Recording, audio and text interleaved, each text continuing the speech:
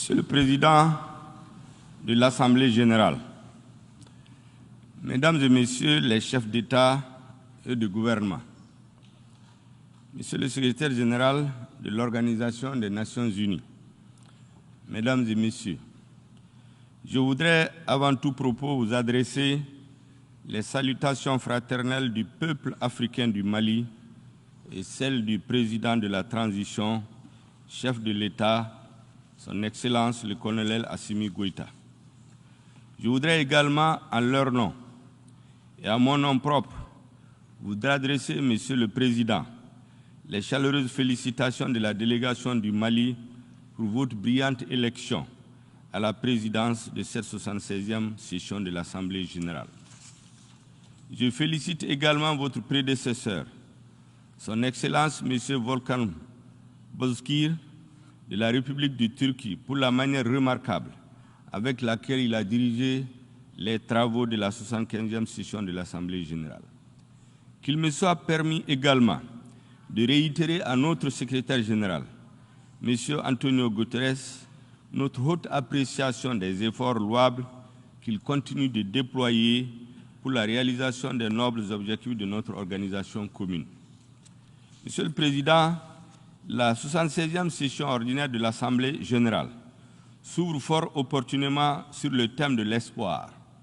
L'espoir de renforcer notre résilience pour nous relever de la pandémie de la Covid-19 dans un esprit de responsabilité, de coopération et de solidarité.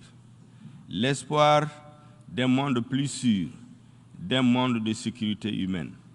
L'espoir que le Sahel retrouve la stabilité et redevienne un havre de paix et un pôle de croissance et de développement. L'espoir, enfin, de revitaliser l'Organisation des Nations unies. Le Mali souscrit pleinement à l'esprit et à la lettre de ce thème qui résume parfaitement les idéaux de notre organisation commune. C'est une lapalissade d'affirmer que le Mali et les pays du Sahel sont de nos jours confrontés à l'hydre terroriste, à l'extrémisme violent et à l'instabilité. Cela dure depuis plus d'une décennie, avec le risque d'enlisement, de banalisation ou de lassitude propre à détourner ces problématiques de l'agenda international. À notre quotidien, fait d'angoisse et de tragédie, est venue s'ajouter la pandémie de la Covid-19, avec ses effets négatifs sur l'économie et sur les conditions de vie de nos populations, déjà précaires du fait des défis économiques, politiques et humanitaires. Rarement, un pays ou une région aura été aussi durement éprouvée par l'enlisement, l'empilement des crises, plus que le Mali et les États du Sahel. C'est dans ce contexte difficile que le peuple malien, après plusieurs mois de soulèvement populaire, a choisi une autre direction à notre pays et placé tous ses espoirs dans le processus de transition politique en cours dont il est l'artisan principal. Le gouvernement de transition, que j'ai l'honneur de diriger depuis le 11 juin 2021, comprend les représentants des forces vives du Mali. Fait notable, il comprend aussi, dans un souci d'inclusivité, des membres des mouvements signataires de l'accord pour la paix et la réconciliation issus du processus d'Alger, ainsi que des représentants des forces politiques et sociales de notre pays. Aussitôt installés, nous avons travaillé ensemble à l'élaboration du plan d'action du gouvernement de transition qui contient un ensemble de mesures dont la mise en œuvre va assurer la prise en charge des préoccupations majeures des populations éprouvées par la crise sécuritaire, politique, sanitaire et économique. Ce plan d'action du gouvernement, adopté le 2 août 2021 par le Conseil national de transition, organe législatif transitoire, s'articule autour de 4 axes prioritaires. Il est assorti d'un chronogramme d'exécution et d'un budget prévisionnel. Le premier axe du plan d'action du gouvernement érige la sécurité au rang de priorité élevée. Il répond à l'aspiration profonde de notre peuple, à la paix, à la quiétude, au vivre ensemble, à la cohabitation pacifique, à la cohésion sociale. En effet, malgré les succès indéniables enregistrés par les forces armées maliennes et leurs alliés auxquels je rends hommage, les menaces entretenues par le terrorisme et les autres formes de banditisme et de criminalité transnationale continuent, hélas, à endeuiller notre peuple au quotidien et à menacer les fondements de l'État. De mars 2012 à ce 25 septembre 2021, où je m'adresse à vous du haut de cette auguste tribune, la situation dans mon pays ne s'est guère améliorée, malgré le soutien international et la présence sur notre sol d'une opération de paix de l'ONU, la MINUSMA, et des forces internationales telles que l'opération française Barkhane, la force européenne Takuba et la force conjointe du G5 Sahel. La situation continue progressivement de se détériorer au point que des pans entiers du territoire national échappent au contrôle du gouvernement. Mes citoyens vivent sous l'emprise des groupes armés terroristes, dans le déni de leurs droits les plus élémentaires. Leur accès aux services de base demeure hypothétique en raison de la faible présence des services de l'État, consécutive à l'insécurité grandissante. La MINUSMA, dont je salue ici le courage et la contribution à la stabilisation du Mali, évolue dans cet environnement vulnérable avec ce que cela comporte comme menace sur elle. Face à cette situation préoccupante, le gouvernement est régulièrement et fortement interpellé par les populations maliennes, de plus en plus exigeantes vis-à-vis des pouvoirs publics et des partenaires internationaux. S'il est établi que l'un des droits fondamentaux des populations est le droit à la sécurité, la garantie de celle-ci, assurément, est l'élément de légitimation de l'État aux yeux des citoyens. Monsieur le Président, je fais ce rappel pour vous restituer l'exacte situation du calvaire qu'endurent les populations maliennes. Je le fais aussi pour nous convier tous ensemble à l'introspection afin de changer de paradigme en matière de sécurité au Sahel. Le Mali, comme vous le savez, accueille sur son territoire une opération de paix des Nations Unies et je voudrais à nouveau rendre un hommage appuyé à toutes ces femmes et à tous ces hommes qui travaillent sous la bannière de la MINUSMA dans des conditions difficiles, souvent périlleuses, pour préserver la paix et pour protéger les populations civiles. Je rappelle que notre organisation commune, l'ONU, a été bien avisée en 2013 lorsqu'elle a décidé de déployer fort opportunément la mission multidimensionnelle intégrée des Nations Unies pour la stabilisation du Mali, MINUSMA. La résolution 2100 du 25 avril 2013 établissant la MINUSMA avait considéré, je cite, que la situation au Mali constitue une menace pour la paix et la sécurité internationale et a décidé en conséquence d'agir en vertu du chapitre 7 de la Charte des Nations Unies. Dans son paragraphe 16, la résolution 2100 a fixé comme mandat initial à la MINUSMA, entre autres, je cite, d'appuyer les autorités de transition maliennes pour stabiliser la situation dans les principales agglomérations, en particulier dans le nord du pays, et, dans ce contexte, écarter les menaces et prendre activement des dispositions afin d'empêcher le retour d'éléments armés dans ces zones. La résolution 2164 du 25 juin 2014, qui a renouvelé pour la première fois le mandat de la MINUSMA pour un an, a souligné, je cite, que le terrorisme ne peut être vaincu qu'à la faveur d'une démarche suivie et globale, fondée sur la participation et la collaboration active de l'ensemble des États et organismes régionaux et internationaux, visant à contrer, affaiblir et isoler la menace terroriste. Fin de citation. En conséquence, le paragraphe 12 de la dite résolution autorisait la MINUSMA, je cite, à utiliser tous les moyens nécessaires pour accomplir son mandat dans les limites de ses capacités et dans ses zones de déploiement.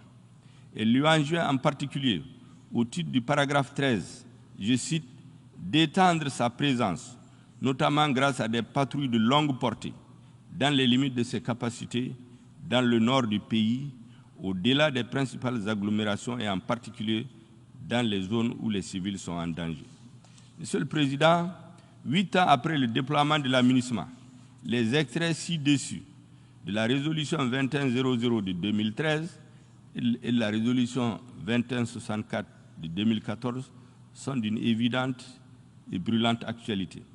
Les populations maliennes sont exacerbées aujourd'hui devant les tueries de masse, des villages rasés de la carte et d'innocents civils fauchés, dont les femmes et les nourrissants souvent brûlés vifs. Les Maliennes et Maliens ont le net sentiment que la mission assignée à la MINUSMA a changé en cours de route, et notamment depuis 2015, suite à la signature de l'accord pour la paix et la réconciliation issu du processus d'Alger, alors même que les défis qui ont justifié son déploiement sont restés constants. En effet, contrairement aux attentes du peuple malien, l'environnement notoirement terroriste dans lequel la MINUSMA a été déployée en 2013 s'est dégradé continuellement.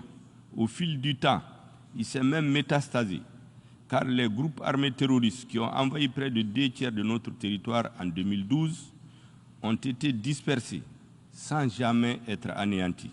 Ils se sont reconstitués et se sont renforcés. C'est dans ce contexte de menaces préoccupantes que l'armée française, à travers l'opération Serval d'abord et ensuite l'opération Barkhane, a été autorisée à mener en soutien à la MINUSMA et à nos États le volet lutte contre le terrorisme au Mali.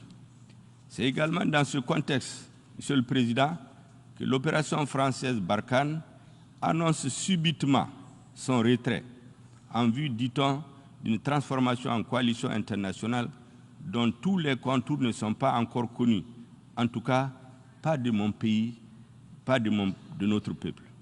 L'annonce unilatérale du retrait de Barkhane et sa transformation n'ont pas tenu compte du lien tripartite qui nous lie, c'est-à-dire l'ONU, le Mali en tant que partenaire engagé avec la France sur le front de la lutte contre les facteurs de déstabilisation.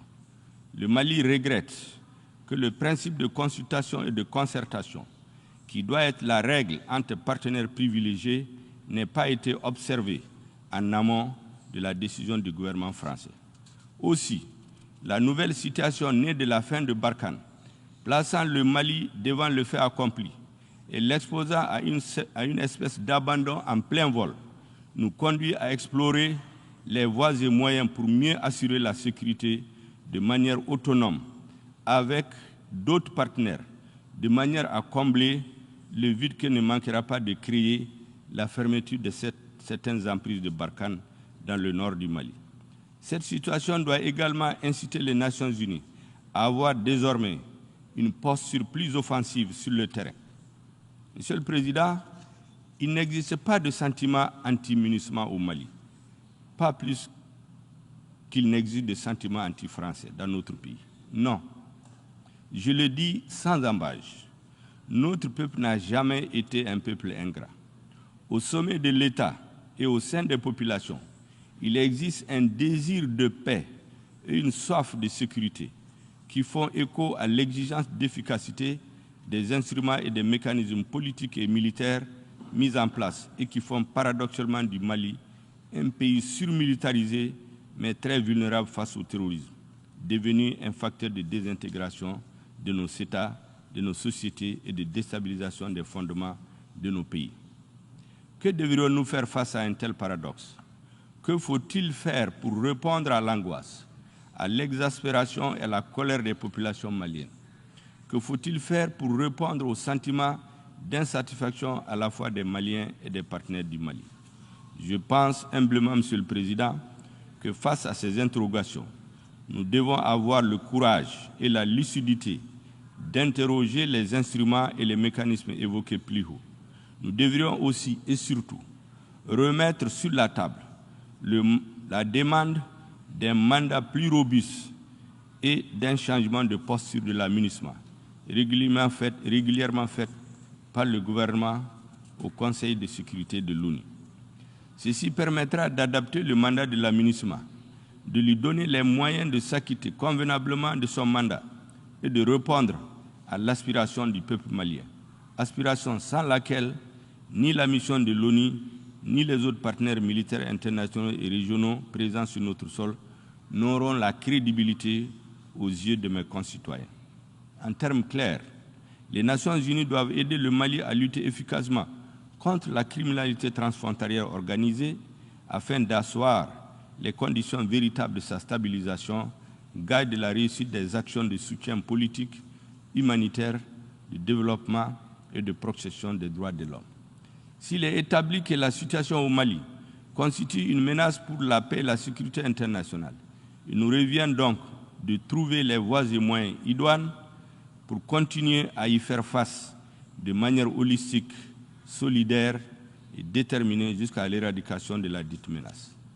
Monsieur le Président, dans la guerre sans merci qu'il mène contre le terrorisme, le gouvernement du Mali ne ménagera aucun effort pour remplir ses obligations internationales en termes de respect des droits de l'homme. Il accorde la plus haute importance à la coordination des actions de nos partenaires sur le terrain, à la coopération régionale pour tenir compte de la dimension régionale de la crise sécuritaire au Sahel. C'est tout le sens de notre engagement de la force conjointe du G5 Sahel. C'est aussi tout le sens de notre demande commune au sein du G5 Sahel en faveur d'un mandat robuste et adapté sous le chapitre 7 de la Charte des Nations Unies et d'un financement prévisible et pérenne de la force conjointe du G5 Sahel. Dans un souci de cohérence et d'efficacité, le gouvernement s'attelle à la mise en place sous mon autorité d'une structure de suivi et de coordination des activités de la MINUSMA, ainsi qu'à l'élaboration d'une stratégie de gestion intégrée de la crise au centre du Mali. Nous ne nous exonérons pas de nos responsabilités propres dans le processus de stabilisation du Mali. Le gouvernement de transition a une claire conscience que cette stabilisation passe aussi par la mise en œuvre de l'accord pour la paix et la réconciliation issu du processus d'Alger. Au demeurant, le gouvernement et les mouvements signataires, ainsi que ceux de l'inclusivité, poursuivent la mise en œuvre de l'accord dans un esprit de confiance et de responsabilité au sein d'un cadre nouveau appelé cadre intermalien pour la mise en œuvre de l'accord. Dans cet esprit, nous poursuivons la mise en œuvre intelligente et la relecture consensuelle de l'accord aux fins de son parachèvement. L'objectif recherché étant de favoriser son appropriation nationale et de renforcer son caractère inclusif tout en veillant aux conditions politiques et sociales du consensus nécessaire à la relecture de certaines dispositions conformément aux mécanismes prévus par l'accord. Concernant les questions de défense et de sécurité, un programme de désarmement, démobilisation et de réinsertion portant sur 3000 ex-combattants issus des mouvements signataires et de l'inclusivité a été mis en place, sur lesquels 1840 ex-combattants ont déjà été intégrés. Le gouvernement a également exprimé sa volonté d'intégrer 1160 restants au plus tard le 21 août 2021, n'eût été la lenteur accusée par la coordination des mouvements de l'Azawad dans la fourniture de la liste de ses représentants. Par ailleurs, le gouvernement du Mali est disposé à l'intégration prochaine des ex-combattants au sein